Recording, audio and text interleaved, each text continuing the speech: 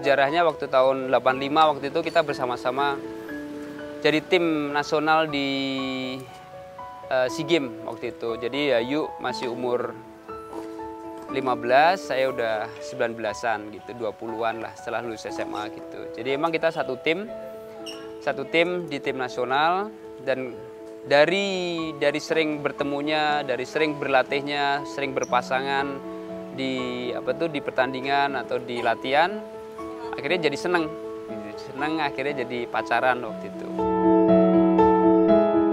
Mas Heri memang suami saya dan juga sekaligus pelatih saya. Setelah kita menikah, itu akhirnya kita jalankan untuk jalan bareng. Selain karena sebagai suami, tapi juga sebagai pelatih saya. Yang paling berkesan waktu Asian Games sama Yayu, itu jadi momen yang indah karena itu kan selain prestasi di Asian Games, begitu juga waktu itu saya sempat komen sama Yayu kalau saya bisa juara di sini saya akan nikahin sama dia. Itu yang paling terindah gitu.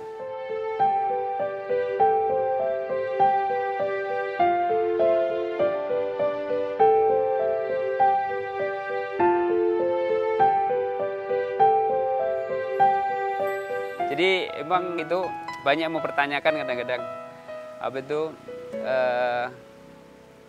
bisa nggak suami istri bisa ngelatih gitu. Tapi emang waktu kita dapat kepercayaan dari Pak Ical, waktu itu ketua klub di Pelita Jaya, ya kita pisahkan bahwa kalau di lapangan saya sebagai pelatih, dia sebagai pemain, tapi kalau di rumah kita suami istri gitu. Jadi kita pisahkan yang sifatnya profesional untuk menuju karir yang lebih bagus lagi. Mungkin saya akan katakan kalau ngelihat dia sebagai seorang atlet sih dulu terus terang aja bandel ya. Itu kan zamannya kita sama-sama masih atlet dulu. Biasalah namanya atlet tenis itu kan terus terang aja banyak yang banyak pengagumnya sebetulnya. Apalagi kan dari kaum laki-lakinya ya, itu banyak. Tiap kali kalau tanding itu wah pasti perempuan banyak yang nonton seperti itu. Tapi kalau saya melihat figur Mas Heri, karena kita setelah itu kan untuk coba mengarungi bahtera bersama ya, jadi saya melihat Mas Heri itu sosok yang sangat sabar, dan juga terutama sebagai pelatih itu Mas Heri itu sangat ya mohon maaf, saya melihatnya bukan karena saya istrinya, tapi saya melihat dedikasi Mas Heri ini luar biasa. Kadang melatih itu kadang tidak memikirkan keuntungan, melatih itu tidak memikirkan balasan baik jasa daripada anak yang dilatih, tapi betul-betul memang passionnya di situ.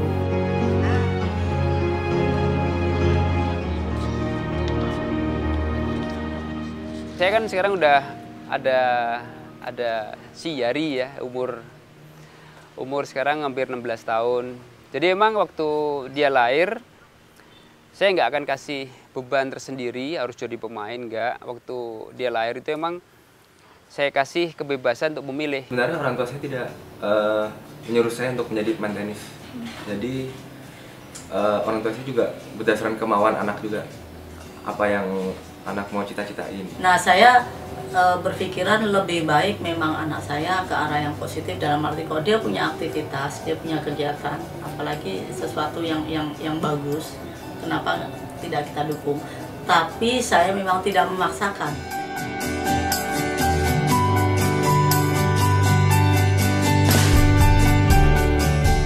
Saya kasih permainan ini, permainan itu, sekolah ini, sekolah itu gitu. Akhirnya umur 6 SD itu dia milih. Jadi waktu saya kenalkan umur 5 tahun, 6 tahun tuh dia si tenis tuh dia bagus tenisnya. Cuma dia tidak menikmatin waktu itu. Harusnya di tenis itu kan umur 5-6 tahun udah menekunin gitu. Tapi dia enggak. Dia bisa habis itu selesai.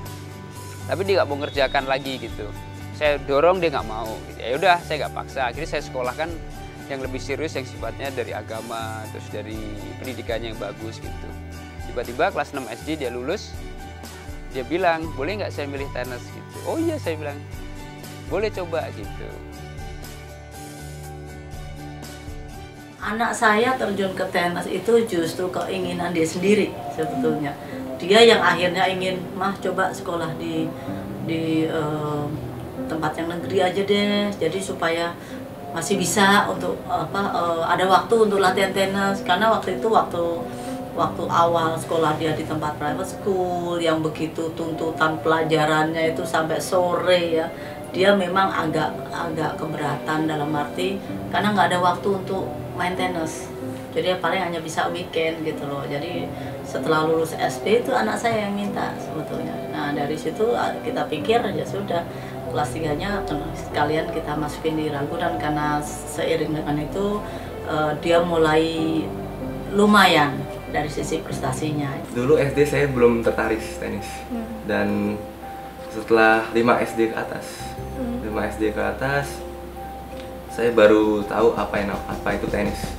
Dan dulu sebenarnya saya juga udah main tenis dari umur 6 ya, 6 udah main tenis, tapi tampaknya buat saya belum terlalu mengerti apa itu tenis. Jadi pas baru mengerti tenis itu pas 5 SD ke atas. Dari situ saya bilang ke orang tua saya kalau saya ingin coba main tenis itu. Tenis akhirnya saya juga mulai tanding, dan akhirnya pas 2 SMP ke atas saya ditaruh di Ragunan untuk biar lebih fokus tenisnya. Tapi kita sudah terlambat gitu. Ya udah nggak apa-apa. Akan kita guidance, kita latih sampai di mana dia akan bisa mengikuti teman-temannya yang lebih bagus gitu.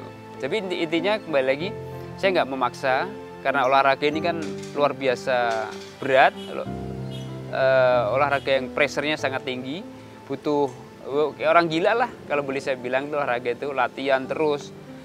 Pokoknya latihan terus lah gitu. Saya bilang sama dia juga, mau nggak aku seperti itu gitu. Tapi dia sekarang udah menekunin di tenis sambil sekolah. Tapi belum punya prestasi yang luar biasa gitu. Tapi saya udah senang gitu. Dia bisa ngikutin jejak saya, ngikutin Yayu. Yang penting ada kegiatan yang positif gitu. Kalau toh nanti dia mau memilih di profesional setelah SMA, setelah lulus SMA ya nanti lain lagi itu. Gitu. Harapan saya akan coba bermain tenis. Main tenis sampai saya lulus SMA, dan jika prestasi saya akan lebih bagus, akan saya lanjutkan bermain tenis sambil kuliah. Jadi kayak kalau di Amerika namanya scholarship gitu. Di scholarship jadi saya bisa bermain tenis sambil kuliah, jadi bisa sambil belajar juga.